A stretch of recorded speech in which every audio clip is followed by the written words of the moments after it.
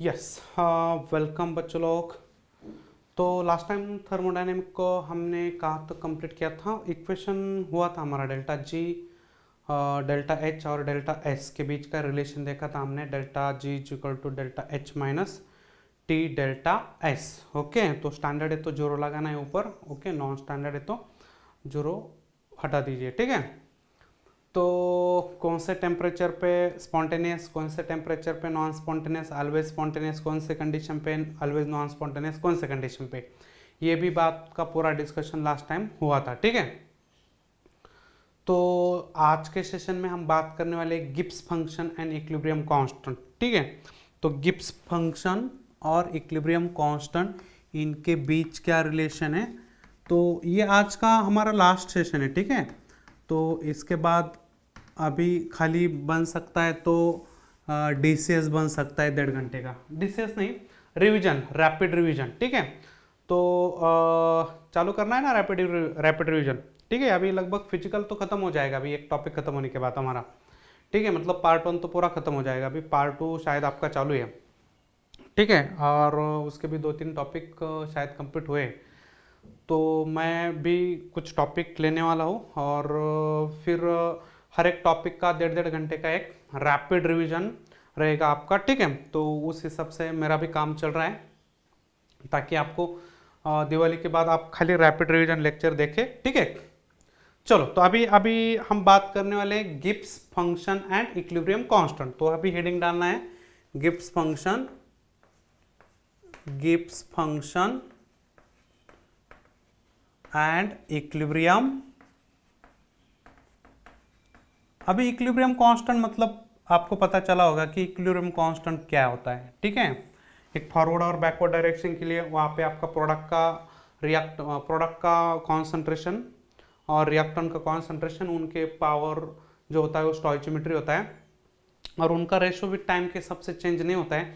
यदि वो रेशो ज़्यादा आ रहा है, इसका मतलब है वो रिएक्शन ज़्यादा फॉरवर्ड डायरेक्शन पे शिफ्ट हुई है। यदि वो रेशो कम आ रहा है, इसका मतलब बैकवर्ड डायरेक्शन पे ज़्यादा फेवरेबल है, मतलब रिएक्टेंट उसका ज़्यादा बचा है। और ज़्यादा रेशो आ रहा है तो इसका मतलब है प्रोडक्ट ज़्यादा बना है, रिएक्टेंट ज़्यादा डिकम्पोज हो गया है, ठीक है। तो अभी यहाँ पे बात करने वाले कि इक्विलिब्रियम कांस्टेंट तो बिल्कुल पता है आपको। अभी गिब्स फंक्शन, ठीक है। अभी गिब्स फंक्शन तो अभी पता है, हमने गिब्स का सिंबल यूज किया है इसके पहले डेल्टा जी का, ठीक है। अभी हमारे पास जो गिब्स फंक्शन है, एक तो स्टैंडर्ड स्टेट का है। स्टैंडर्ड स्टेट को, this is the Gibbs free energy, Gibbs free energy at STP, standard temperature pressure. और दूसरी हमारे पास this is the delta G, this is the Gibbs free energy, इसको हम बोलेंगे एट नॉन एसटीपी, ठीक है। ये एसटीपी पे आप वहां पे जीरो लगाना है जी के ऊपर, और नॉन एसटीपी पे यहाँ पे आपका खाली डेल्टा जी लिखना है, ठीक है। अभी यहाँ पे हमें समझना क्या है कि डेल्टा जी और इक्विलिब्रियम कांस्टेंट, इसके बीच का जो रिलेशन है, ओके। कोई एक रिएक्शन चलती है यहाँ पे ए प्लस बी, ठीक है, इट गिव्स यहाँ पे सी प्लस डी, ये रिएक्शन चल रही है, ठीक है। और यहाँ पे विद टाइम आपका कॉन्सेंट्रेशन, इसका कॉन्सेंट्रेशन, इसका कॉन्सेंट्रेशन, इसका कॉन्सेंट्रेशन चेंज हो रहा है, ठीक है। टाइम 1, टाइम 2, टाइम 3, और मान के चलो कि यहाँ पे आपकी रिएक्शन इक्विलिब्रियम पे आ गई। तो इक्विलिब्रियम से आने से पहले यहाँ पे इसका कॉन्सेंट्रेशन कितना था, मतलब ये टाइम पे आपका प्रोडक्ट का कॉन्सेंट्रेशन, डिवाइड बाय रिएक्टेंट का कॉन्सेंट्रेशन, ठीक है। प्रोडक्ट का कॉन्सेंट्रेशन, रिएक्टेंट का कॉन्सेंट्रेशन, और उसके पावर में जो भी उसकी स्टोइचियोमेट्री, मान के चलो कि आपने T1 टाइम पे देखना चालू किया, तो C का concentration raise to power C, D का concentration raise to power D, A का concentration raise to power A, B का concentration raise to power B, कौन से वाले टाइम पे, T1 पे। तो यहाँ पे इसको क्या बोलना है आपको पता है, इसको आपको बोलना है रिएक्शन कोएफिशिएंट, ठीक है। This is called as reaction coefficient. Reaction coefficient मतलब क्या, वो वहां पे हमें प्रोडक्ट का और रिएक्टेंट का दोनों का कॉन्सेंट्रेशन का रेशो बिल्कुल लेना है, बट वो इक्विलिब्रियम वाली केस नहीं है, बिफोर इक्विलिब्रियम वाली केस है।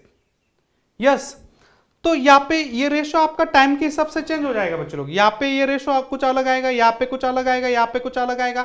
ये सब बात हमने इक्विलिब्रियम में डिस्कस की, ठीक है। अभी यहाँ पे हमें समझना क्या है कि यहाँ पे जो रिएक्शन यदि इक्विलिब्रियम को नहीं है तो उसको हम रिएक्शन कोएफिशिएंट बोलेंगे, बट यदि रिएक्शन इक्विलिब्रियम को है, चाहे वो इन टर्म्स ऑफ कॉन्सेंट्रेशन हो या इन टर्म्स ऑफ प्रेशर हो, तो इन टर्म्स ऑफ कॉन्सेंट्रेशन है तो यहां पे क्या लिखेंगे, concentration of C raise to power C, concentration of D raise to power D, divide by concentration of A raise to power A, concentration of B raise to power B. यहां पे concentration सी का कितना लिखेंगे, जो equilibrium का concentration था। मान के चलो कि यहां पे रिएक्शन इक्विलिब्रियम आए, यहां पे ये इक्विलिब्रियम का कॉन्सेंट्रेशन था ए बी सी डी, ये जो कॉन्सेंट्रेशन हमने लिखे वो कौन से कॉन्सेंट्रेशन है, कौन से टाइम के कॉन्सेंट्रेशन है, वो इक्विलिब्रियम टाइम के कॉन्सेंट्रेशन है, ठीक है। और यहां पे केपी लिखना है तो हम क्या लिख सकते हैं, यहां पे सी का प्रेशर, पार्शियल प्रेशर सी का, ठीक है, उसका power C into partial pressure D का, उसका power D, divide by partial pressure A का, उसका power A, into partial pressure B का, उसका पावर बी। समझ रहे? तो इसको बोला जाएगा आपको, this is the equilibrium constant. ये पार्शियल प्रेशर को यूज कर, यदि आपको रिएक्टेंट प्रोडक्ट सब गैस है और उसका प्रेशर देके रखा है, पार्शियल प्रेशर देके रखा है ए का, बी का, सी का, डी का, तो यहां पे इक्विलिब्रियम कांस्टेंट निकाल सकते हैं केपी। तो ये ऑल आर द, ये दोनों जो है ये इक्विलिब्रियम का पार्शियल प्रेशर लेना है, हाँ, इक्विलिब्रियम का पार्शियल प्रेशर लेना है। तो ये दोनों का मतलब बच्चों लोग वो रिएक्शन इक्विलिब्रियम पे, वो रिएक्शन आपकी इक्विलिब्रियम पे।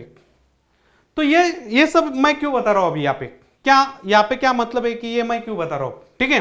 तो यहाँ पे एक मतलब क्या है बच्चों लोग कि हम जब डेल्टा जी, ये वाला नॉन एसटीपी वाला डेल्टा जी निकाल रहे, नॉन एसटीपी वाला डेल्टा जी हम निकालने वाले हैं, तो नॉन एसटीपी का यदि आपको डेल्टा जी निकालना है तो पहले तो आपको एसटीपी वाला डेल्टा जी पता होना चाहिए, स्टैंडर्ड टेम्परेचर प्रेशर पे उसका गिब्स फ्री एनर्जी क्या है, यस, प्लस उसके अंदर हमें R T L N reaction coefficient, मतलब यहां पर रिएक्शन इक्विलिब्रियम पे नहीं है, रिएक्शन इक्विलिब्रियम पे नहीं है, ओके, रिएक्शन कोएफिशिएंट, ठीक है। तो this is the reaction coefficient QC. तो यहां पे हम standard Gibbs free energy change, delta G मतलब क्या, standard Gibbs free energy, okay, delta G मतलब क्या, यहां पे स्टैंडर्ड गिब्स फ्री एनर्जी का चेंज है, यस। और ये क्या है, ये आपका गिब्स फ्री एनर्जी का चेंज है नॉन स्टैंडर्ड स्टेट की कंडीशन, ओके। और ये आपका रिएक्शन कोएफिशिएंट है, ये आपका रिएक्शन क्या है, कोएफिशिएंट है। तो यहां पे आपकी ये जो रिएक्शन है, तो क्यूसी, यदि रिएक्शन इक्विलिब्रियम पे नहीं है तो हम क्यूसी की वैल्यू यहां पे ln को सॉल्व कर लेते हैं, तो यहां पे हमें क्या मिलेगा, delta G is equal to delta G zero plus 2.303 RT log 10, यहां पे प्रोडक्ट का concentration C D A B, okay, और जो भी उनका स्टोइचियोमेट्री वो पावर में लगाएंगे, ठीक है बच्चों लोग। तो यहां पे ये हुई रिएक्शन आपकी इक्विलिब्रियम पे नहीं है, आपकी रिएक्शन वाली रिएक्शन कोएफिशिएंट लिखा है, इसका मतलब रिएक्शन इक्विलिब्रियम पे नहीं है, ठीक है, बिफोर इक्विलिब्रियम वाली केस है। तो यदि आपको बोला जाए क्या, यहां पे आपको कुछ इक्विलिब्रियम कांस्टेंट की वैल्यू दी है, या आपको कोई equilibrium constant in terms of KC या equilibrium constant in terms of KP, आपको खाली वैल्यू दी है, इसका मतलब वो रिएक्शन इक्विलिब्रियम पे। तो यहां पे क्यूसी की जगह पे वो जो भी आपका केसी या केपी जो रिस्पेक्टिव वैल्यू है वो पुट करना है। बट यहां पे एक बात ध्यान में क्या रखना है बच्चों लोग, यहां पे एक बात ध्यान में क्या रखना है आपको, यहां पे आपको जो रिएक्शन इक्विलिब्रियम पे होती है, व्हेन रिएक्शन इन इक्विलिब्रियम, यदि रिएक्शन इक्विलिब्रियम पे होती है, इक्विलिब्रियम पे होती है, ये पता कब चलेगा हमें? रिएक्शन इक्विलिब्रियम पे होती है, इसका पता कब चलेगा हमें? यस, इसका पता कब चलेगा हमें? इसका पता हमें कब चलेगा? जब आपको केपी या तो केसी इसकी कुछ वैल्यू दी जाएगी, आपको या तो केपी या केसी की कुछ ना कुछ वैल्यू दी जाएगी, या आपको सेंटेंस के थ्रू बोला जाएगा कि रिएक्शन इक्विलिब्रियम कांस्टेंट, या फिर रिएक्शन इक्विलिब्रियम की, रिएक्शन इक्विलिब्रियम की है, या इसका मतलब है सीधा सीधा है कि यहाँ पे इक्विलिब्रियम कांस्टेंट बनेगा, नहीं तो आपको डायरेक्टली इक्विलिब्रियम कांस्टेंट की वैल्यू दी जाएगी। यस, तो बच्चों लोग यहां पे समझना क्या है कि if reaction is equilibrium then यहां पे डेल्टा जी की वैल्यू 0 हो जाती है।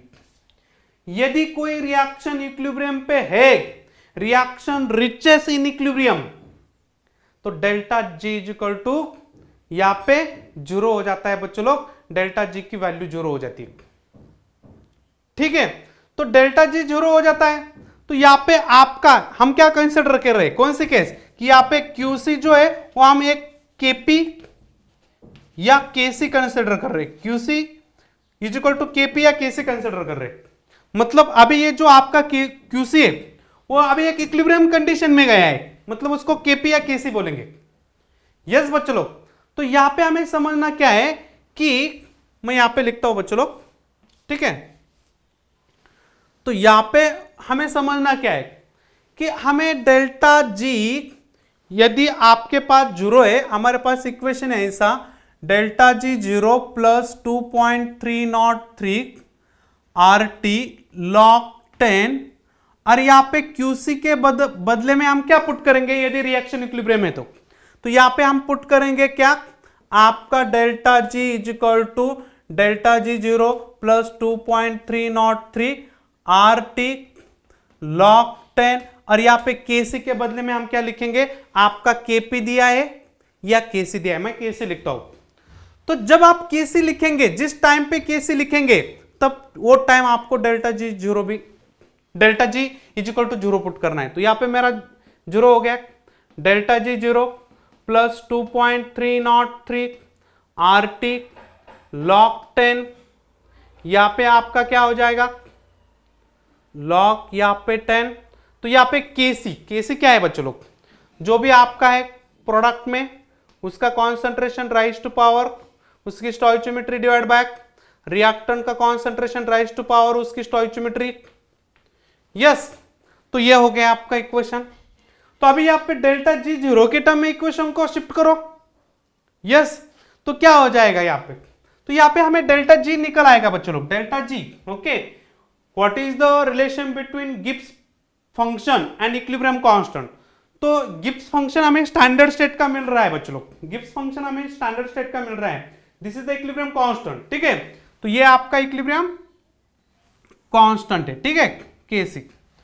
तो यहां पे मैं डेल्टा जी के टर्म में इसको शिफ्ट कर रहा हूं, डेल्टा जी 0 स्टैंडर्ड स्टेट में, तो यहां पे क्या आएगा बच्चों लोग, yes minus 2.303 R T log 10, यहां पे आपका इक्विलिब्रियम कांस्टेंट केपी या केसी कुछ भी लिख सकते हैं। यस, तो ये इक्वेशन आप ऐसा भी लिख सकते हैं, delta G 0 is equal to, ये कॉन्सेंट्रेशन की टर्म में माइनस 2.303 आर टी लॉग 10 और यहां पे केपी।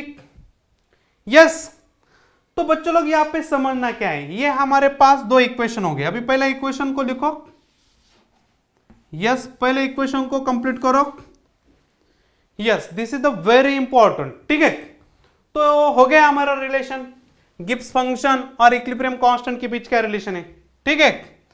तो गिब्स फंक्शन और इक्विलिब्रियम कांस्टेंट के बीच क्या रिलेशन है, ठीक है, समझ में आया होगा बच्चों लोग कि ये वैल्यू जितनी बड़ी है उतना वो नेगेटिव ज्यादा आएगा, उतना वो डेल्टा जी जितना नेगेटिव आएगा उतना वो रिएक्शन ज्यादा स्पॉन्टेनियस रहेगा, समझना है आपको। डेल्टा जी जितना नेगेटिव आएगा उतना वो रिएक्शन ज्यादा स्पॉन्टेनियस रहेगा। यस, ठीक है, तो यहां पे स्टैंडर्ड है, दिस इज द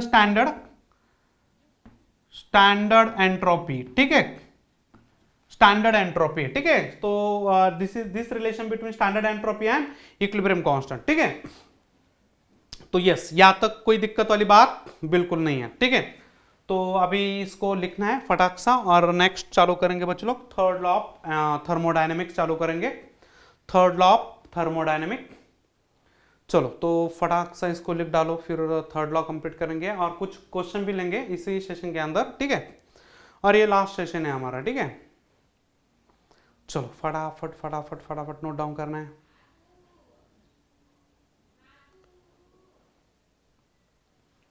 चलो तो नया हेडिंग डालना है,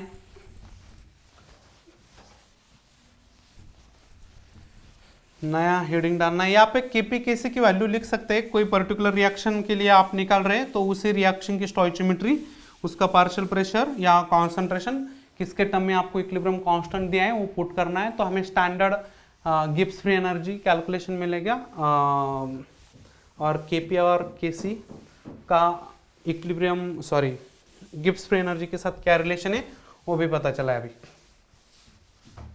ठीक है। चलो तो अभी यहाँ पे हेडिंग डालना है बच्चों लोग, थर्ड लॉ ऑफ थर्मोडायनेमिक, ठीक है।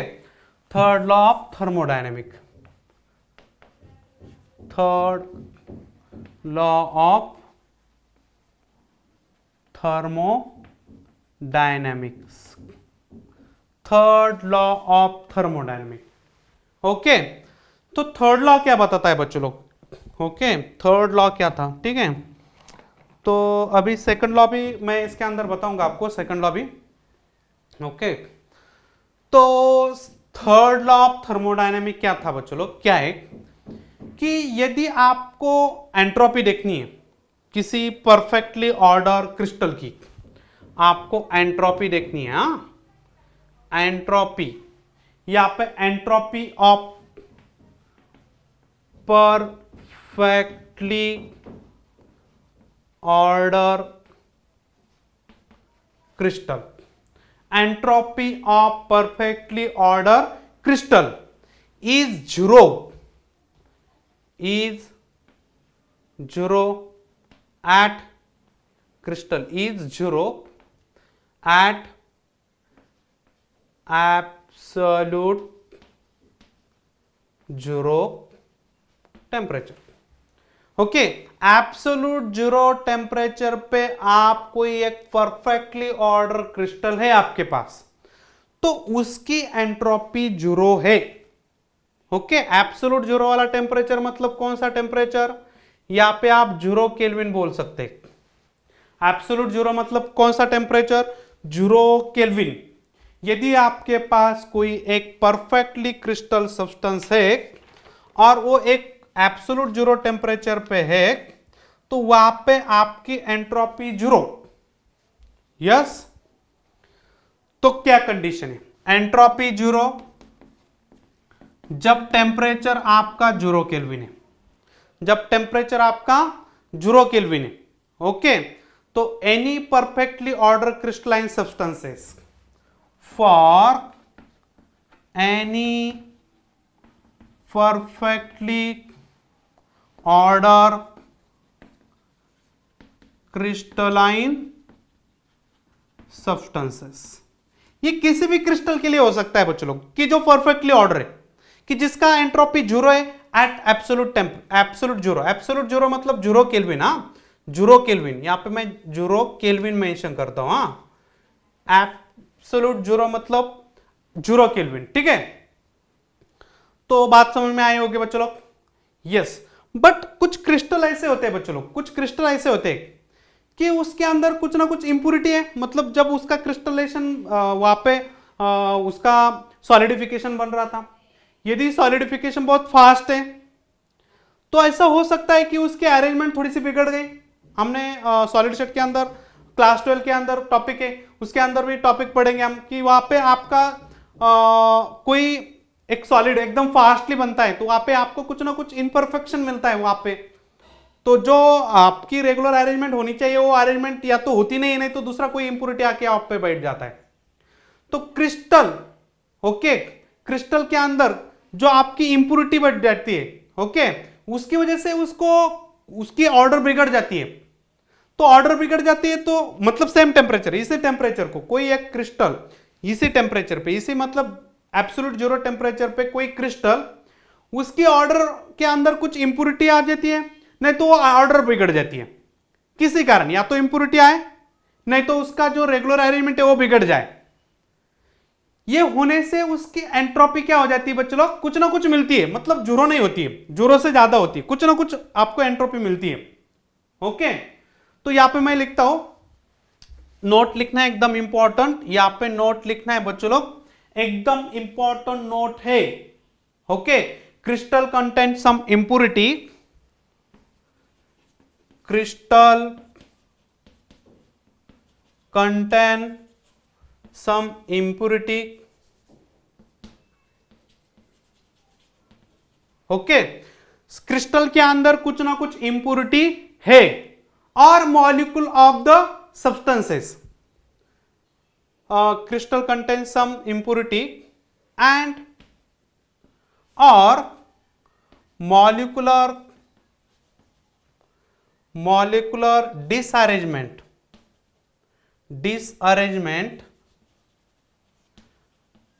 या तो उसके अंदर कुछ ना कुछ इंप्योरिटी है, नहीं तो मॉलिक्यूल के अंदर कुछ डिसअरेंजमेंट है। ओके, या आप डिफरेंट अरेंजमेंट बोलो, डिसअरेंजमेंट बोलो या डिफरेंट अरेंजमेंट बोलो। Okay, different arrangement, okay, disarrangement बोलो या डिफरेंट अरेंजमेंट बोलो, ठीक है। तो यहां पे एट कौन से टेम्परेचर पे चल रहा है ये सब, at 0 kelvin, at 0 kelvin the substance is not perfectly order, यहां पे substance is, that is substance is not perfectly order. Okay, इसका मतलब है वो सब्सटेंस परफेक्टली ऑर्डर नहीं है। This substances is called as, यहाँ पे उसकी जो एंट्रोपी है बच्चों लोग, उसकी जो एंट्रोपी है वो आपको एंट्रोपी बोलना है, उसको residual entropy.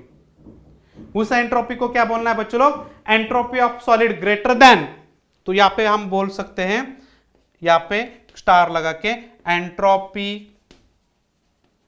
Entropy of solid is greater than 0 at absolute 0 temperature। okay, entropy of solid is greater than 0 at absolute 0 temperature, this entropy is called as residual entropy, this entropy is called as residual entropy. इसको आपको क्या बोलना है, residual entropy बोलना है। Residual entropy मतलब कुछ ना कुछ उसकी एंट्रोपी बिल्कुल है, यस। तो और टेम्परेचर आपका 0 केल्विन है, कुछ ना कुछ एंट्रोपी, नॉन जीरो एंट्रोपी है, तो इसको आपको रेसिडुअल एंट्रोपी बोलना है, ठीक है। तो रेसिडुअल एंट्रोपी मतलब आपकी कोई भी एंट्रोपी हो सकती है, वो आपकी नॉन जीरो है, और टेम्परेचर आपका बिल्कुल 0 केल्विन रहना चाहिए, ठीक है। तो यहां पे यदि हम एंट्रोपी कोई एक पर्टिकुलर टेम्परेचर को देख रहे हैं, मतलब नॉन जीरो वाला टेम्परेचर है, नॉन जीरो केल्विन मतलब 1 केल्विन 2 केल्विन कुछ 3 केल्विन, उसको तो यहाँ पे उस टेम्परेचर को तो आपको कुछ ना कुछ एंट्रोपी बिल्कुल मिलेगी यार। आपकी एंट्रोपी 0 कब मिल रही है, या तो एब्सोल्यूट 0 टेम्परेचर पे एकदम परफेक्ट ऑर्डर है तो आपको 0 मिलना है। यदि आपका टेम्परेचर बढ़ जाता है तो वहां पे मॉलिक्यूल के अंदर डिसऑर्डरनेस बढ़ने लगती है, तो वहां पे आपको कुछ ना कुछ एंट्रोपी बिल्कुल मिलेगी। तो यहां पे मैं एंट्रोपी का चेंज निकालने वाला हूं बच्चों लोग, एंट्रोपी का चेंज निकालने वाला हूं। तो यहां पे जो एंट्रोपी का चेंज है, तो यहां पे एंट्रोपी माइनस एंट्रोपी, तो ये वाली कौन सी एंट्रोपी है, तो ये वाला कौन सा भी टेम्परेचर हो सकता है other than absolute temperature. Absolute temperature आपका other than absolute temperature entropy, आपका कोई भी एंट्रोपी हो सकता है बच्चों लोग, कि आपका एब्सोल्यूट टेम्परेचर नहीं है, तो यहां पे आप टेम्परेचर की कौन सी भी वैल्यू पुट कर सकते हैं, वो टेम्परेचर पे उसका एंट्रोपी कितना है, कुछ ना कुछ एंट्रोपी की वैल्यू बिल्कुल रहेगी। और यहां पे आपका है कि 0 केल्विन पे उसका एंट्रोपी कितना है, मतलब यहां पे रेसिडुअल एंट्रोपी डालना है, चाहे वो 0 हो सकती है यदि वो बहुत परफेक्टली ऑर्डर है, ओके, या आपका कुछ ना कुछ उसके अंदर इंप्योरिटी है या डिसऑर्डरनेस है, ओके, उसका बैलेंस बिगड़ गया हो तो यहाँ पे डिफरेंट अरेंजमेंट है, सब्सटेंस के अंदर नॉट परफेक्टली ऑर्डर है, तो वहां पे उसके कुछ ना कुछ एंट्रोपी है, या तो उसका जीरो भी हो सकता है। समझ रहे बच्चों लोग? तो यहाँ पे एंट्रोपी एट, इसको हम बोलेंगे बच्चों लोग एंट्रोपी एट 0 केल्विन। यस, तो इनके बीच का डिफरेंस निकलना है, मतलब एक सॉलिड है और उस सॉलिड को आप देख रहे हैं एब्सोल्यूट जीरो टेम्परेचर पे, तो वो एकदम परफेक्टली ऑर्डर है, 0 केल्विन को है, तो यहाँ पे उसकी एंट्रोपी आपको जीरो ही बोलना है। बट मान के चलो कि उसके अंदर कुछ ना कुछ एंट्रोपी है, तो ये एंट्रोपी यहाँ पे पुट करना है, और आप उस टेम्परेचर से अलग कोई टेम्परेचर कर रहे हैं, 1 डिग्री सेल्सियस 2 डिग्री सेल्सियस, तो उस टेम्परेचर पे उसकी एंट्रोपी कितनी थी, तो ये higher entropy minus lower entropy, यहाँ पे डेल्टा एस निकल आएगा। यस, तो समझ में आया होगा बच्चों लोग। नेक्स्ट पॉइंट हाईलाइट करना है हमें, नेक्स्ट पॉइंट हाईलाइट करना है molar, standard molar entropy, standard molar entropy. ठीक है, standard molar entropy. Standard molar entropy मतलब क्या बच्चों लोग, कि आपके पास कोई कंपाउंड है, आपके पास कोई कंपाउंड है और एब्सोल्यूट उसकी एंट्रोपी आप निकाल रहे हैं, एंट्रोपी आप जो निकाल रहे हैं, ओके, तो absolute entropy of 1 mole of pure substances, absolute entropy of 1 mole of pure substances, pure substances compound बोल सकते हैं, okay, absolute entropy for 1 mole of pure substances at 1 atm pressure and at 1 atm pressure and 25 degree Celsius, okay, 1 ATM pressure पे और 25 degree Celsius पे। समझ रहे? तो यहां पे आपको बोलना है is called as absolute entropy, absolute entropy. इसको आपको क्या बोलना है बच्चों लोग, एब्सोल्यूट एंट्रोपी, ओके, या is called as absolute entropy नहीं, is called as standard molar entropy, standard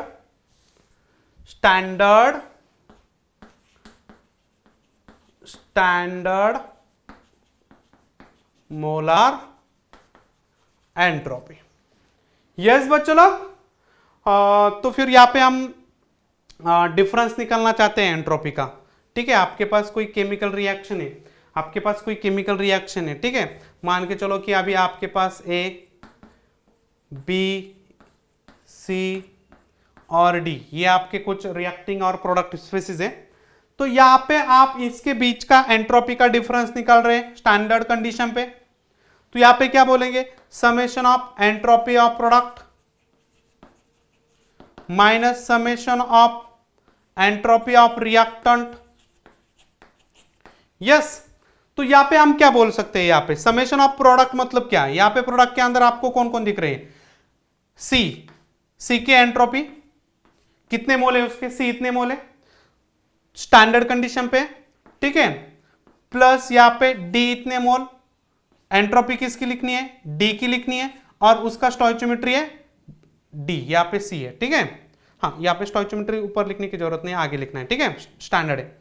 तो ये हो गया आपका प्रोडक्ट, इसमें से रिएक्टेंट सब्ट्रैक्ट कर देना है, ठीक है, तो यहां पे रिएक्टेंट कौन है, अभी यहां पे ए, उसकी स्टैंडर्ड एंट्रोपी ए की प्लस बी, एंट्रोपी लिखनी है स्टैंडर्ड बी की, और यहां पे आपको ये कैलकुलेशन करना है फॉर डेल्टा एस, ठीक है, तो ये आएगा आपका एंट्रोपी का उस रिएक्शन के लिए चेंज, ठीक है। अभी यहाँ पे एकदम लास्ट पॉइंट बचा है, एकदम 5 मिनट का, उसके अंदर हम प्रॉब्लम चालू करेंगे, ठीक है। यदि आप एकदम सेम टेम्परेचर को और सेम प्रेशर को, यदि आप कोई 2 कंपाउंड 3 कंपाउंड 4 कंपाउंड आप कंपेयर कर रहे कि जिनकी स्टेट सेम है, मान के चलो कि आपके पास एसिटिक एसिड है लिक्विड, ठीक है, आपके पास कोई एसिटिक एसिड, ये मैं बोल रहा हूं बच्चों लोग, हाँ yes, third law of third law of thermodynamics हो गया बच्चों लोग, this is the third law, ठीक है। तो इसको समझना है थर्ड लॉ का। तो entropy of perfectly order crystal is zero at absolute zero temperature, ठीक है। तो इसको बिल्कुल समझना है बच्चों लोग थर्ड लॉ को, ठीक है। चलो, तो यहां पे मैं लिख रहा हूं, अभी यहां पे लिख रहा हूं, मान के चलो कि आपके पास कोई कंपाउंड है, दो चार कंपाउंड है आपके पास, और उनकी स्टेट सबकी सेम है, ठीक है, एक पर्टिकुलर टेम्परेचर और pressure, under the same temperature and pressure, okay, under the same temperature and pressure. एक सेम टेम्परेचर और प्रेशर को, ओके नोट, एक सेम टेम्परेचर और प्रेशर को यदि आपके पास कोई कंपाउंड है, मान के चलो कि एसिटिक एसिड है, ठीक है, और वो लिक्विड स्टेट में, यदि इसकी एंट्रोपी आप देखा जाए बच्चों लोग, ओके, तो लगभग 160 जूल पर केल्विन के आसपास है, ठीक है। और आप उसी टाइम पे आप अल्कोहल, मिथिल अल्कोहल, ठीक है, उसकी एंट्रोपी, वो भी लिक्विड है, उसका एंट्रोपी देख रहे हैं, तो इसकी जो एंट्रोपी है बच्चों लोग मिथिल अल्कोहल की, वो 127 जूल पर केल्विन है। तो इसकी एंट्रोपी कम है, इसकी एंट्रोपी ज्यादा है, मतलब सेम टेम्परेचर को, सेम प्रेशर को, दोनों भी लिक्विड है, तो यहां पे इसका मोलार मास ज्यादा, उसकी एंट्रोपी ज्यादा, जिसका मोलार मास ज्यादा उसकी एंट्रोपी ज्यादा, यदि दोनों पे सेम प्रेशर है, सेम टेम्परेचर को है, और दोनों की स्टेट भी सेम है, दोनों की स्टेट भी सेम है, तो फिर वहां पे आपको देखना है किसका मोलार मास ज्यादा है, उसकी एंट्रोपी ज्यादा, ठीक है। तो molar mass is directly proportional the entropy at constant temperature and pressure. तो यहां पे मैं बोल सकता हूं, यहां पे लास्ट में एक नोट लिख के दूंगा, जैसे कि आपके पास एक दूसरा एग्जांपल है, मान के चलो कि अभी iodine atom, okay, atomic state में आयोडीन, तो उसकी एंट्रोपी, स्टैंडर्ड एंट्रोपी देखा गया, ओके, गैस एटम है तो गैस स्टेट में लिखना पड़ेगा, तो 180 के आसपास कुछ आ रही है, 180.7 इतना जूल पर केल्विन, ठीक है। और फिर देखा गया बच्चों लोग कि फ्लोरीन एटम को जो गैस स्टेट में, तो उसकी एंट्रोपी देखी गई, स्टैंडर्ड एंट्रोपी, तो 158.6 जूल पर केल्विन इसके आसपास आ रही है। तो यहां पे इसकी एंट्रोपी कम है, इसकी एंट्रोपी ज्यादा है, तो सीधा यार इसका मोलार मास ज्यादा है, इसका मोलार मास कम है, तो यहां पे मैं क्या लिखूं बच्चों लोग कि यहां पे entropy of similar state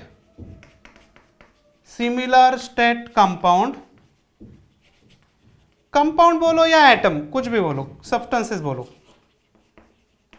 substances at constant temperature and pressure, at constant temperature and pressure, okay, तो entropy is directly proportional to the molar mass, ठीक है। तो यहां पे एंट्रोपी जो है मोलार मास के ऊपर डिपेंड है, जिसका मोलार मास ज्यादा उसकी एंट्रोपी ज्यादा, ठीक है। यस बच्चों लोग, तो कोई दिक्कत वाली बात यहां पे बिल्कुल नहीं होनी चाहिए, ठीक है। अभी थोड़ा सा टाइम बचा है हमारे पास, तो उसके अंदर हम क्या करेंगे, कुछ न्यूमेरिकल वर्कआउट करेंगे, ठीक है। तो चलो अभी यहाँ पे थोड़ा सा टाइम बचा है हमारे पास, तो उसके अंदर थोड़ा सा न्यूमेरिकल वर्कआउट कर डालते हैं। चलो, तो इसको आपको लिखना है तो फटाक से लिख दो।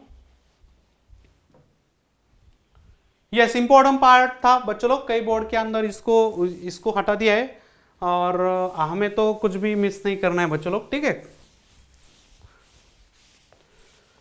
तो अभी ये जो पार्ट है ये सब एंट्रांस का बहुत ही इंपॉर्टेंट पार्ट है एक्चुअली।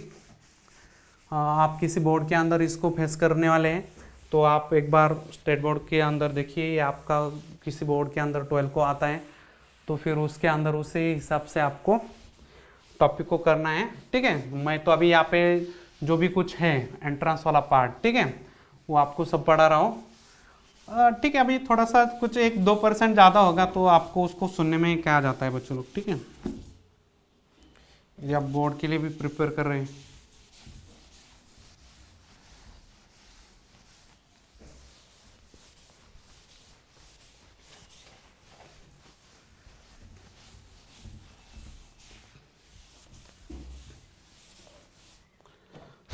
ठीक है, चलो। हाँ चलो, क्वेश्चन लिखना है बच्चों लोग, फटाफट फटाफट क्वेश्चन को वर्कआउट कर डालते हैं अभी।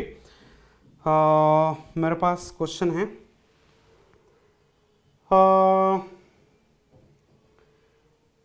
ठीक है, अभी डायरेक्टली क्वेश्चन लिखता हूं मैं। डेल्टा एच है हमारे पास -110 किलो जूल, ठीक है, एंड डेल्टा एस है हमारे पास +40 joule per kelvin at 400 kelvin, ठीक है। और दूसरी रिएक्शन है हमारे पास डेल्टा एच, उसका देख के रखा है +50 kilo joule and delta S है उसका -130 joule per kelvin eight 250 kelvin, okay. और आपको बताना है क्या कि रिएक्शन स्पॉन्टेनियस और नॉट, ओके। रिएक्शन स्पॉन्टेनियस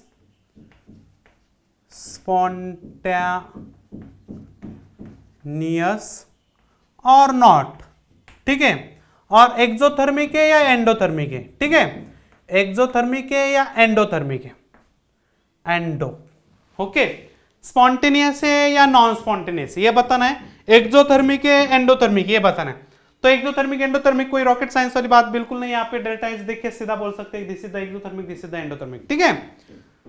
तो यहाँ पे हमें स्पॉन्टेनियस है का नहीं, तो ये पहले पता करना है। तो हमें दो बातें इंपॉर्टेंट होना बहुत जरूरी है। या तो आप डेल्टा जी के बेसिस पे आप कैलकुलेट करो, डेल्टा जी के बेसिस। डेल्टा जी के बेसिस पे कब कैलकुलेट कर सकते हैं, जब delta H system, delta S system, ये दोनों भी पता है, तो यहाँ पे आप बिल्कुल कर सकते हैं कि यहाँ पे डेल्टा जी के बेसिस पे, ठीक है। तो जो यहाँ पे मैं लिखता हूं डेल्टा जी के बेसिस पे delta H minus T delta S. और दूसरा हम ये यहां से भी निकाल सकते हैं, ओके, कि यहाँ पे आपको डेल्टा एस टोटल, ठीक है। बट ये बिल्कुल यूज नहीं करेंगे। जहां पे आपको बोला है डेल्टा एस टोटल के हिसाब से निकालना है, तो वहां पे ही निकालना है, ठीक है। तो हम इसे निकालेंगे, सिस्टम की टर्म में निकालेंगे, ठीक है। ये सब सिस्टम का है, डेल्टा जी सिस्टम का है, डेल्टा एच सिस्टम का है, डेल्टा एस सिस्टम का है, ओके, टेम्परेचर सिस्टम का है, ठीक है। तो चलो यहाँ पे अभी कैलकुलेशन कर लेते हैं बच्चों लोग। यहाँ पे गिब्स फ्री एनर्जी यदि निगेटिव आती है तो वहां पे स्पॉन्टेनियस हो जाएगा, ठीक है। तो अभी मेरे पास कैलकुलेशन कुछ है इस तरह से। तो अभी यहाँ पे डेल्टा एच है -110। अभी यूनिट एकदम परफेक्ट। यहाँ पे थर्मोडायनेमिक के अंदर बहुत सारे बच्चे लोग गड़बड़ कर देते हैं यूनिट के अंदर। हाँ, किलो जूल है, यहाँ पे जूल है, ठीक है। तो दोनों को किलो जूल के अंदर कन्वर्ट करो, माइनस टेम्परेचर केल्विन के अंदर कन्वर्ट करो। अभी टेम्परेचर 400 केल्विन है, ठीक है। तो यहाँ पे 400 केल्विन, ठीक है। तो डेल्टा एस की वैल्यू क्या है, 40 इंटू 10⁻⁻3, ओके। और यूनिट है आपका किलो जूल पर केल्विन, ठीक है। तो बच्चों लोग यहाँ पे आपका पहले तो केल्विन केल्विन कटेगा, ठीक है। तो kilo joule minus kilo joule हो जाएगा, ठीक है। तो यहाँ पे ये डेल्टा जी को हम निकालते हैं, ठीक है। तो देखो बच्चों लोग यहाँ पे आपका जो कैलकुलेशन आ रहा है, ठीक है, तो मैंने कैलकुलेट करके रखा है। तो लगभग आपका आएगा कुछ कैलकुलेशन -126 किलो जूल, ठीक है। तो इतना डेल्टा जी आ रहा है, तो इसका मतलब है बच्चों लोग ये रिएक्शन आपकी स्पॉन्टेनियस है। अभी आपको एक बात पता है ना बच्चों लोग, कि जिस रिएक्शन का डेल्टा एच निगेटिव होता है, जिस रिएक्शन का डेल्टा एस पॉजिटिव होता है, उस रिएक्शन का डेल्टा जी ऑलवेज स्पॉन्टेनियस होता है। कोई भी temperature, at any temperature reaction spontaneous. क्योंकि डेल्टा जी नेगेटिव मतलब एनर्जी के टर्म में रिएक्शन स्पॉन्टेनियस है, एंट्रोपी के टर्म में रिएक्शन स्पॉन्टेनियस है, तो डेल्टा जी के भी टर्म में रिएक्शन स्पॉन्टेनियस ही रहना है। तो यहाँ पे आपको कैलकुलेशन भी करने की जरूरत नहीं है पहले वाली केस में, ठीक है। अभी चलो अभी कैलकुलेशन के हिसाब से हमने निकाला है, ठीक है। तो यहाँ पे आपको खाली न्यूमेरिकली सॉल्व करना है, मतलब मल्टीपल चॉइस के अंदर सॉल्व करना है स्पॉन्टेनियस है या नहीं है, ओके। तो उसके लिए आपको कैलकुलेशन भी करने की जरूरत नहीं। यहाँ पे इसका साइन देखिए, इसका साइन देखिए, this is favour in terms of heat और this is the favour in terms of entropy. यहाँ पे दोनों भी फेवरेबल केस है, तो यहाँ पे डेल्टा जी आपका फिक्स है बच्चों लोग, नेगेटिव होना है, वहां पे स्पॉन्टेनियस रिएक्शन होना फिक्स है। कोई भी टेम्परेचर ले लो, केल्विन वाला, ठीक है, केल्विन वाला कोई भी टेम्परेचर पुट करो। अभी ये तो हुई अभी ए बात आपकी, ठीक है। अभी बी बात को सॉल्व करते हैं बच्चों लोग। बी बात क्या है, यहां पे डेल्टा एच आपका पॉजिटिव है, delta H is equal to delta G is equal to delta H minus T delta S. तो डेल्टा एच क्या है आपका +50, अभी किलो जूल है तो किलो जूल वहां पे यूनिट लगाए, माइनस टेम्परेचर क्या है 250 केल्विन, ठीक है, इनटू यहां पे डेल्टा एस है -130 जूल है, तो किलो में कन्वर्ट करो इसको, तो किलो जूल पर केल्विन हो जाएगा, ठीक है। तो केल्विन आपका पहले केल्विन कटेगा, kilo joule minus kilo joule हो जाएगा। तो यहाँ पे ये सब्ट्रैक्शन हमें एडिशन सब्ट्रैक्शन कुछ करना पड़ेगा, तो यहाँ पे डेल्टा जी का कैलकुलेशन आएगा। तो यहाँ पे मैंने कैलकुलेशन मेरे पास ऑलरेडी है, तो लगभग आ रहा है +82.5, ठीक है। तो कैलकुलेशन कर सकते हैं बच्चों लोग आप, ठीक है। तो ये आ रहा है, तो डेल्टा जी यहाँ पे क्या आ रहा है, डेल्टा जी यहाँ पे पॉजिटिव आ रहा है, मतलब क्या आ रहा है, स्पॉन्टेनियस का non spontaneous, non spontaneous, non spontaneous, non spontaneous. और यहाँ पे क्या आएगा, रिएक्शन स्पॉन्टेनियस। यहां पे रिएक्शन क्या है, एक्सोथर्मिक। यहां पे रिएक्शन क्या है, एंडोथर्मिक, ठीक है, यस। तो क्वेश्चन सबको समझ में आया होगा बच्चों लोग, ठीक है। मेरे पास नेक्स्ट क्वेश्चन अभी लेता हूं, चलो नोट किया। तो अभी 10-15 मिनट है हमारे पास, तो अभी आप पे हमारे 2-4 प्रॉब्लम वर्कआउट हो जाएंगे, ठीक है।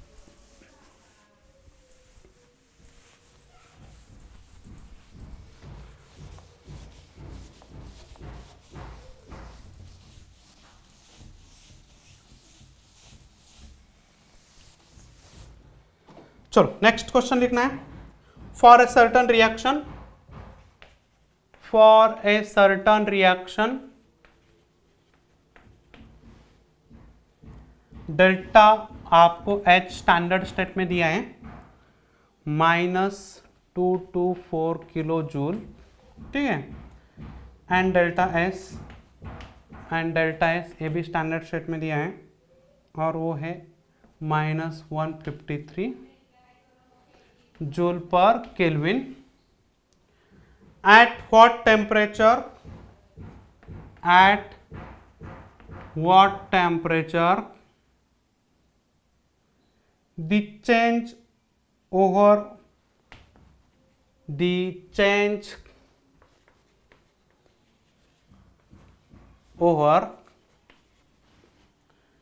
the change over from spontaneous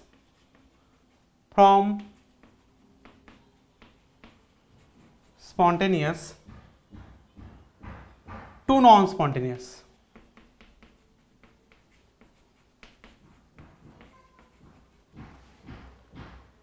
will occur, ठीक है, will occur, क्वेश्चन मार्क है, ठीक है। तो हमें ये रिएक्शन कौन से टेम्परेचर पे स्पॉन्टेनियस है या नहीं है, ठीक है। तो पहले तो हमें करना क्या है, यहाँ पे क्वेश्चन को पूरा रीड करना है, ठीक है। चलो अब यहाँ पे क्वेश्चन को पहले समझ लेते हैं, फिर क्वेश्चन को सॉल्व करेंगे, ठीक है। यहाँ पे देख सकते हैं एक रिएक्शन का आपको डेल्टा एच देके रखा है स्टैंडर्ड कंडीशन में, डेल्टा एस भी देके रखा है, ओके। और कौन से टेम्परेचर को रिएक्शन स्पॉन्टेनियस है, ओके, या नॉन स्पॉन्टेनियस है, ठीक है। तो यहाँ पे पहले तो हमें टेम्परेचर को निकालना पड़ेगा। तो यहाँ पे हमारे पास एक फॉर्मूला है, delta S is equal to delta H reversible divide by temperature. तो यहाँ पे टेम्परेचर को निकाल लेते हैं, तो delta H reversible divide by delta S, या दोनों भी स्टैंडर्ड है। तो यहाँ पे क्या हो जाएगा, डेल्टा एच आपको किलो जूल में दिया है, -224 किलो जूल।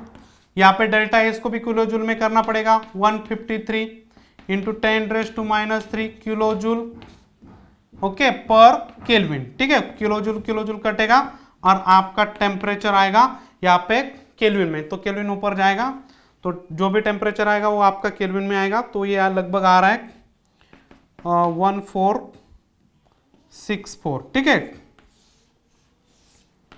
यस, तो ये आ रहा है, देखो बच्चों लोग, यस, तो 1464 इतना टेम्परेचर आ रहा है।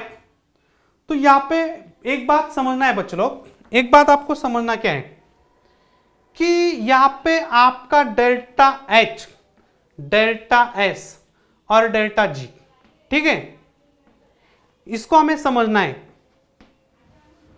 तो फिर यहां पे हमें क्या है, ये दोनों भी वैल्यू नेगेटिव है, आपको पता है, ये नेगेटिव ये पॉजिटिव, ये ऑलवेज नेगेटिव होता है, कोई भी टेम्परेचर ले लो, एट एनी टेम्परेचर स्पॉन्टेनियस। यहां पे ये आपका पॉजिटिव है, ये नेगेटिव है, ये आपका ऑलवेज पॉजिटिव रहेगा, ये स्पॉन्टेनियस है। At any temperature non spontaneous, yes. अभी तीसरी बात क्या है बच्चों लोग, यहां पे तीसरी बात समझना है कि मान के चलो ये दोनों भी पॉजिटिव है, तो इसको आपको नेगेटिव रखना है, तो ये हाई टेम्परेचर पे करना पड़ेगा, तो हाई टेम्परेचर पे स्पॉन्टेनियस। और ये नेगेटिव है, ये नेगेटिव है, और ये नेगेटिव रखना चाहते हैं, तो एट लो टेम्परेचर को आपको रिएक्शन करना पड़ेगा स्पॉन्टेनियस होने के लिए।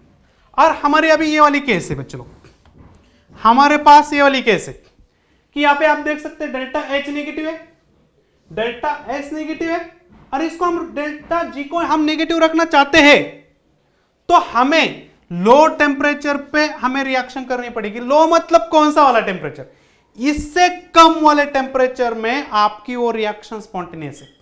तो temperature when temperature less than, इससे आप यदि कम टेम्परेचर में करेंगे, less than this temperature, then reaction is spontaneous, spontaneous. यदि आप इससे कम टेम्परेचर में रिएक्शन कर रहे हैं तो रिएक्शन स्पॉन्टेनियस है। लोअर टेम्परेचर होना चाहिए, लोअर मतलब क्या, इससे कम, और इससे ज्यादा करेंगे तो रिएक्शन की स्पॉन्टेनिटी कम होती जाएगी, कम होती जाएगी। समझ रहे? तो जितना ज्यादा टेम्परेचर करेंगे उतनी उसकी स्पॉन्टेनिटी क्या हो जाएगी बच्चों लोग, घट जाएगी, कम हो जाएगी। और आपको स्पॉन्टेनिटी को बढ़ाना है तो यहाँ पे आपको कम कम टेम्परेचर करना पड़ेगा, तो कम कम टेम्परेचर करेंगे तो यहाँ पे आपका एंट्रोपी या सॉरी गिब्स फ्री एनर्जी बढ़ जाएंगे, मतलब ज्यादा नेगेटिव हो जाएगी और वो रिएक्शन स्पॉन्टेनियस आएगी, ज्यादा स्पॉन्टेनियस रहेगी। ठीक है, यस, समझ में आया? तो यस, इंपॉर्टेंट पॉइंट था, रिएक्शन इज स्पॉन्टेनियस बिलो, यहाँ पे लिखा है reaction is spontaneous below, yes. तो यहाँ पे इस टेम्परेचर से कम वाले टेम्परेचर में रिएक्शन स्पॉन्टेनियस रहेगी। ठीक है, तो यस, तो नेक्स्ट क्वेश्चन लिखना है अभी फटाक सा। ये समझ में आया बच्चों लोग? या स्टूडेंट समझ में आया सब लोगों को? ठीक है, अभी फटाक सा तीसरा प्रॉब्लम लिखना है।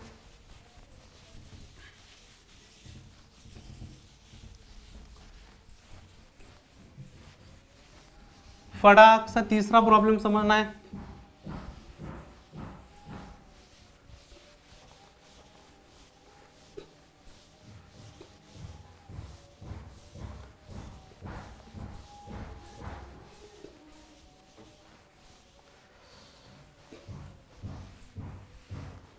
चलो, तीसरा क्वेश्चन हमें लिखना है बच्चों लोग, for the reaction, for the reaction, आपकी रिएक्शन है CH4 gas plus H2 gas, it gives C2H6 gas, C2H6 gas. और यहां पे आपको Kp देके रखा है इस रिएक्शन का। क्या बात है, देखो यहाँ पे सबसे इंपॉर्टेंट हमें केपी देके रखा है, तो आप एक बात तो समझ गए होंगे कि केपी दिया है मतलब क्या चीज होने वाली है, ठीक है। और एक केपी बहुत ज्यादा है, देखो केपी की वैल्यू बहुत ज्यादा है, मतलब रिएक्शन फॉरवर्ड डायरेक्शन में ज्यादा शिफ्ट हुई है, हाइड्रोजनेशन।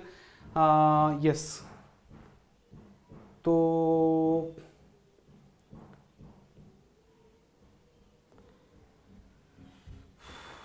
कुछ अजब गजब रिएक्शन लग रही है क्या?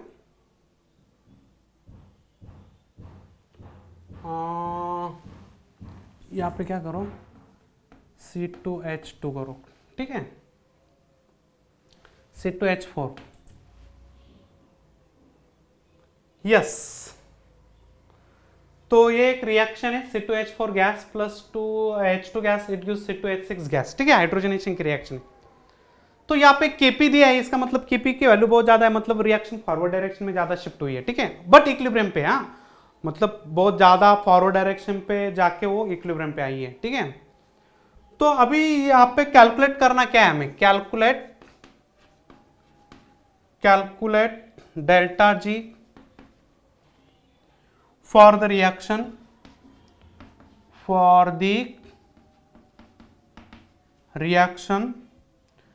एट 25 डिग्री सेल्सियस, ठीक है। 25 डिग्री सेल्सियस पे आपको कैलकुलेट करना है डेल्टा जी, और स्टैंडर्ड है, हाँ, तो स्टैंडर्ड ही निकल आता है, आपको पता है क्या जीरो होता है, ठीक है। अभी यहाँ पे इक्वेशन पहले लिखता हूँ, delta G is equal to delta G 0 plus 2.303 R T log 10, और यहाँ पे इक्विलिब्रियम कांस्टेंट है, तो equilibrium when reaction is equilibrium, when reaction is in equilibrium, तो then delta G is equal to 0, तो इसकी वैल्यू 0 पुट करेंगे तो यहाँ पे डायरेक्टली इक्वेशन हमें मिलता है delta G 0 is equal to -2.303 R T log 10, और यहाँ पे प्रोडक्ट के अंदर आपको कौन दिख रहा है, तो यहाँ पे आप नहीं उसको डालने की कोई जरूरत नहीं, क्योंकि आपको डायरेक्टली केपी की वैल्यू दी है ना, ओके, तो पंगा ही नहीं हो, ठीक है। तो अभी यहाँ पे 17, ठीक है, यस बच्चों लोग। तो चलो यहाँ पे अभी सब वैल्यू हमारे पास है, तो पुट कर दो, तो कैलकुलेशन कुछ इस तरह से आ रहा है, तो 1 2 3 1 2 3, तो जूल पर मोल, तो एक बार कैलकुलेशन करके देखो एक बार, तो कैलकुलेशन इतना आना चाहिए, तो ये जूल के अंदर है, तो किलो जूल के अंदर कितना आएगा, ठीक है, इतना पर मोल हो जाएगा, तो ये हो जाएगी आपकी standard Gibbs free energy. Reaction आपकी स्पॉन्टेनियस होने वाली है, इसके अंदर कोई डाउट नहीं है, ठीक है। चलो, तो समझ में आया बच्चों लोग, ठीक है। अभी टाइम कितना बचा है हमारे पास, और 10 मिनट है, तो देख लेते हैं अभी 2 प्रॉब्लम होते हैं क्या। चलो, अभी कैलकुलेशन ये घर पे करना है आपको, ठीक है, मतलब अभी तो सब घर पे ही है, ठीक है, तो आराम से करना है, इसको आराम से करना है, ठीक है।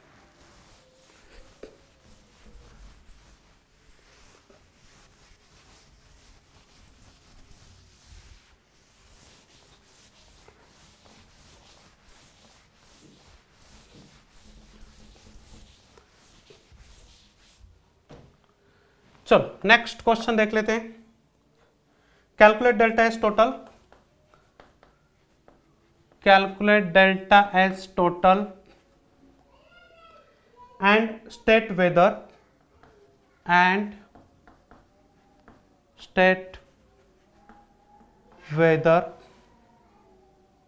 the reaction is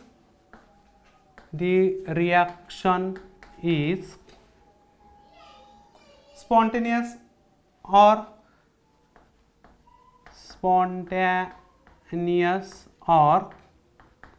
non spontaneous, ठीक है, यस। और रिएक्शन है हमारे पास HgS solid plus O2 gas,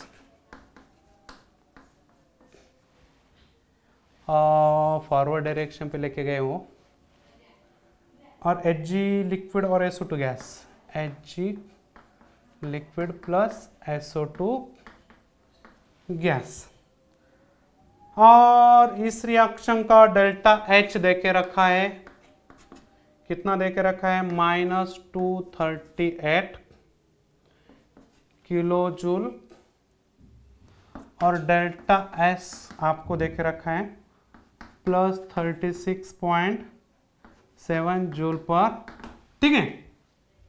yes, तो चलो अभी यहाँ पे क्वेश्चन वर्कआउट कर लेते हैं, ठीक है। Calculate the delta S total, मतलब हमें टोटल एंट्रोपी को कैलकुलेट करना है, and state whether the reaction is spontaneous और नॉट, मतलब हमें रिएक्शन की स्पॉन्टेनिटी डिसाइड करना है एंट्रोपी के बेसिस पे, मतलब टोटल एंट्रोपी के बेसिस पे, ठीक है। और यहाँ पे इस रिएक्शन का आपको एंथैल्पी दिया है और उसी रिएक्शन का आपको एंट्रोपी भी दिया है, मतलब ये जो आपको एंथैल्पी या एंट्रोपी दी है सिस्टम की दी है बच्चों लोग, ये सिस्टम रिएक्शन आपके लिए एक सिस्टम है, ठीक है। तो अभी यहां पे हमें डेल्टा एस टोटल यदि निकालना है तो हम delta S system plus delta S surrounding, yes, तो डेल्टा एस सिस्टम का हमारे पास है बच्चों लोग, ठीक है। किलो जूल के अंदर कन्वर्ट करेंगे तो हमारे पास एक कैलकुलेशन कुछ इस तरह से आएगा, ठीक है। बट डेल्टा एस सराउंडिंग हमारे पास नहीं है, तो डेल्टा एस सराउंडिंग को हम कैसे कैलकुलेट करेंगे, delta S surrounding is equal to delta H surrounding divide by temperature surrounding, और यहाँ पे सिस्टम सराउंडिंग का टेम्परेचर आपको दिया है, यस। तो कौन से वाले टेम्परेचर पे, एट 25 डिग्री सेल्सियस, मतलब ये सराउंडिंग का भी टेम्परेचर है, सिस्टम का भी टेम्परेचर है, ठीक है। तो यहाँ पे टेम्परेचर आपको केल्विन के अंदर करना है, तो 25 + 273, तो ये आएगा 298 केल्विन, ठीक है। तो यहाँ पे पुट कर दो, यहाँ पे डेल्टा एच कितना आएगा, अभी सिस्टम का डेल्टा एच निगेटिव है तो सराउंडिंग का डेल्टा एच क्या आएगा, पॉजिटिव, तो कितना आएगा +238 किलो जूल के अंदर है डिवाइड बाय 298, ये आएगा आपका केल्विन। तो यहाँ पे डेल्टा एस सराउंडिंग, तो क्या आएगा, डेल्टा एस सराउंडिंग क्या आएगा, ये आ रहा है 837.4 जूल पर केल्विन, ठीक है। तो डेल्टा एस सराउंडिंग, ठीक है, यस, ये आ गया डेल्टा एस आपका सराउंडिंग। अभी पुट कर देते हैं यहाँ पे, अभी ये आपका जूल में, यस, तो इसको हम किलो जूल में कन्वर्ट करेंगे, ठीक है। तो इंटू 10⁻³ किलो जूल, ठीक है, यस, ठीक है। तो यहाँ पे कैलकुलेशन कर लेते हैं अभी, यहाँ पे 837.4 इंटू 10⁻³ ये किलो जूल में आ रहा है, ठीक है, किलो जूल पर केल्विन। तो यहाँ पे आपका टोटल क्या हो जाएगा, एक बार कैलकुलेट करके देखते हैं। तो ये कुछ आ रहा है, सॉरी, ये आपका आ रहा है 800.7 इंटू 10⁻³ किलो जूल पर मोल, ठीक है। और ये पी यहाँ पे आप 800 लिखो 0.7, तो ये टोटल कैलकुलेशन कुल मिला के आपका आ रहा है +837.4 इतना जूल आ रहा है, ठीक है। किलो जूल के अंदर भी लिख सकते हैं आप 837.4 इंटू 10⁻³ जूल पर केल्विन, ठीक है। तो यहाँ पे बोलो, अभी डेल्टा एस तो आपका पॉजिटिव आ रहा है, तो डेल्टा एस पॉजिटिव आ रहा है, इसका मतलब क्या कि डेल्टा एस टोटल यदि ग्रेटर देन 0 होता है तो रिएक्शन क्या होती है, रिएक्शन क्या होती है, स्पॉन्टेनियस या नॉन स्पॉन्टेनियस, यस, स्पॉन्टेनियस होती है यार, यस, सब लोगों को समझ में आ गया, यस, कोई डाउट नहीं होना चाहिए यहाँ पे, कोई डाउट नहीं होना चाहिए, कोई डाउट नहीं होना चाहिए, ठीक है। हाँ, यस बच्चों लोग, यहाँ पे एक लास्ट क्वेश्चन लेते हैं, अभी लास्ट क्वेश्चन एक 10 मिनट के अंदर उसको भी खत्म कर डालते हैं, ठीक है, एक 5 मिनट के अंदर उसको खत्म कर डालेंगे, ठीक है।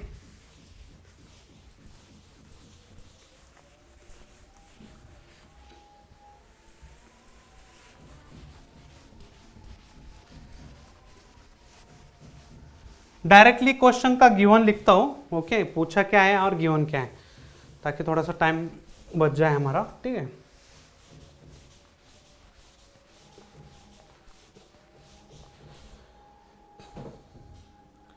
एक रिएक्शन दिए, CO gas plus 2H2 gas, it gives CH3OH gas, और उसका delta G standard delta G यहाँ पे देखे रखा है -28.4 -24.8 किलो जूल पर मोल, ठीक है। और पार्शियल प्रेशर यहाँ पे देखे रखा है, partial pressure of CO 4/8, partial pressure of H2 2 बार, ठीक है। और पार्शियल प्रेशर आपको दिया है CH3OH का, वो दिया है 2 बार, ठीक है। और आपको कैलकुलेट करना है उस रिएक्शन का डेल्टा जी कैलकुलेट करना है, ठीक है। डेल्टा जी कैलकुलेट करना है, यस बच्चों लोग। स्टैंडर्ड गिब्स एनर्जी आपको दी रखी है और नॉन एसटीपी पे डेल्टा जी पूछा है, ओके। और यहाँ पे रिएक्शन का जो रिएक्टिंग और प्रोडक्ट जो है उसका आपको पार्शियल प्रेशर देके रखा है, ठीक है। तो यहाँ पे हमें डेल्टा जी को निकालना है, इसका मतलब क्या है बच्चों लोग, यहाँ पे रिएक्शन इक्विलिब्रियम पे नहीं है, ठीक है। तो सीधा यहाँ पे इक्वेशन लिख डालते हैं अभी, delta G is equal to delta G 0 plus 2.303 RT log 10 और रिएक्शन कोएफिशिएंट, ठीक है। और यहाँ पे रिएक्शन कोएफिशिएंट जो है बच्चों लोग वो आपका QP हो जाएगा, मतलब प्रेशर के टर्म में हमें लिखना है। तो यहाँ पे बोलो QP क्या हो जाएगा, अभी इसको हमें निकालना है, तो ये वैल्यू हमें पता है ना बच्चों लोग, यहाँ पे है -24.8 और किलो जूल के अंदर कैलकुलेट करो पूरा, ठीक है। प्लस यहाँ पे 2.303 आर की पे वैल्यू किलो जूल के अंदर पुट करो, ओके, किलो जूल, ठीक है। टेम्परेचर है आपका 25 डिग्री सेल्सियस पे, ये सब चल रहा है 25 डिग्री सेल्सियस पे, तो 25 डिग्री सेल्सियस मतलब 298 केल्विन, ठीक है, 298 केल्विन, ठीक है।